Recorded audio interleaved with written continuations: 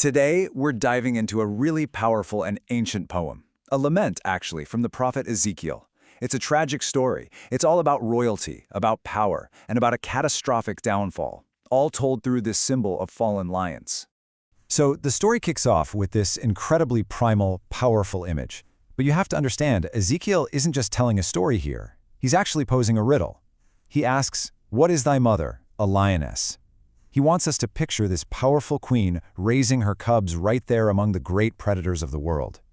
It sets this stage of incredible strength and majesty. And that, right there, is the central question of this entire poem. What on earth happened to this great line of royal cubs? It's a mystery that we're going to solve together as we unpack this ancient text. Okay, so it's super important to get this. This isn't some nature documentary. It's a carefully crafted allegory, right? A symbolic story where every piece represents something real. Ezekiel is using this image of fallen lions to mourn the very real, very tragic fate of the princes of Israel. So let's start cracking the code. To solve this whole riddle, we have to start with the most important piece of the puzzle. Who, or what, is the mother lioness? The lioness, she represents the nation of Judah itself. She stands for the entire national community, that royal line that started all the way back with the great King David. You could say she's the heart of the kingdom, the mother of its kings. And this is where it all just clicks. This is where the poetry lines up almost perfectly with actual history. The lioness is Judah. The first cub, or whelp, that's King Jehoahaz. The second one is his brother, King Jehoiakim. And the nations who are hunting them, well, they're the superpowers of the day, Egypt and Babylon. This right here is our key to understanding everything else. All right, let's zoom in on the story of that first royal cub, Jehoahaz. His story, wow. It's like a flash of hope that gets snuffed out almost instantly.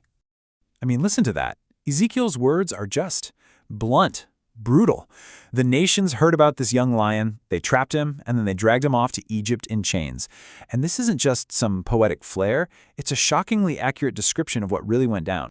And here's what's absolutely staggering, the speed of it all. How long did this young lion get to rule? Just 3 months. That's it, a single season, an unbelievably short reign that just highlights how powerless Judah had become.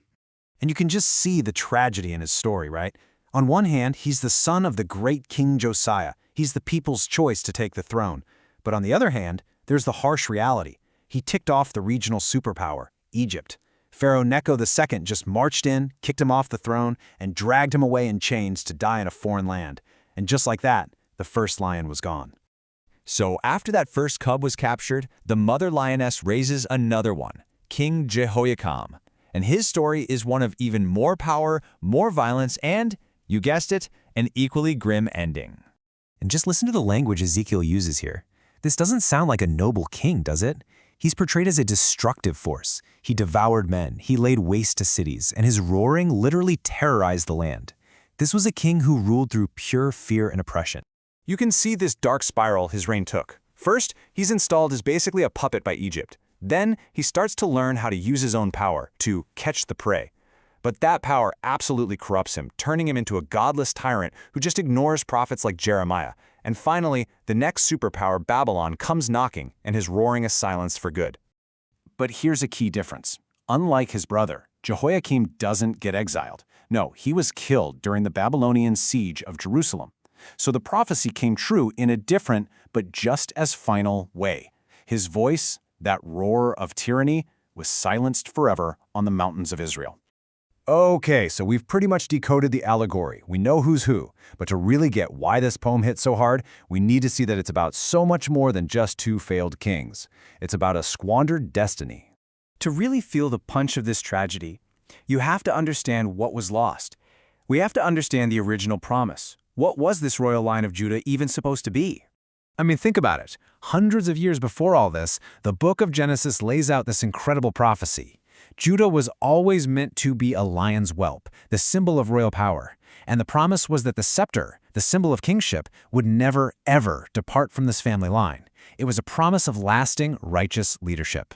And that is the gut punch. You have this ancient promise of a golden, triumphant lion holding an unbreakable scepter. And then you have the reality from Ezekiel, A king in chains, his voice silenced forever. It's the sound of a divine promise shattering into a million pieces.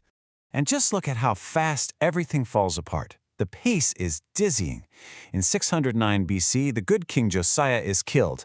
His son Jehoahaz lasts 3 months. Then Jehoiakim rules as a puppet. Then his son lasts just 3 months. And finally, under King Zedekiah, the whole thing comes crashing down. Jerusalem and its temple are completely destroyed. It's just a cascade of failure. And that really is the heart of the whole thing, isn't it? Ezekiel isn't just mourning a couple of dead kings. He's mourning a divine destiny that was corrupted from the inside out. The great line of the Lion of Judah, which was supposed to be all about righteous leadership, had instead fallen to violence and rebellion. So, where does that leave us? This ancient lament is really a cry for squandered potential, and it forces us to ask ourselves, what are the roaring lions in our own world today? You know, the great promises, the powerful movements, the brilliant ideas that start with such a roar, only to end in silence. It's a question that echoes far, far beyond the ancient mountains of Israel.